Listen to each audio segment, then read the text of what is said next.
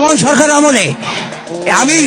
সরকারের আমলে আমি এই সরকার আমি মুক্তিযোদ্ধা কমান্ডার হিসেবে একজন সাধারণ নাগরিক হিসেবে কোনো সুযোগ সুবিধা পাই না। কিন্তু হ্যাঁ, একটা আপত্তি ছিল, নির্বাচনে আমাকে আগে আওয়ামী লীগের বিশিষ্ট একজন নেতা আমাকে 10 কোটি টাকা, একটি প্যাডো গাড়ি, একটি উত্তর একটা বাড়ি দেওয়া হবে, বিনিময় জিয়াউর রহমানকে খুনি বলতে হবে, আর খালেদা জিয়াকে 3 টাকা 2 কোটি টাকা আত্মসাৎ করেছে, তারেক রহমান চোর, আর শেখ মুজিবকে জাতির পিতা বলতে হবে। আমি না, শেখ মুজিবকে বলছে আমি মুজিব ভাই, কিসের জাতির পিতা?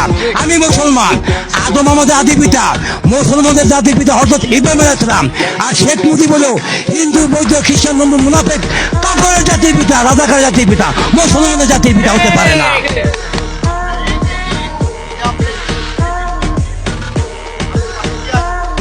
আমার বাসা মাসা নাই, আমি যেখানে রাই সেখানে কাই, আমার ঘর বাড়ি নেই, আমি মানিকগঞ্জের কৃষি সন্তান।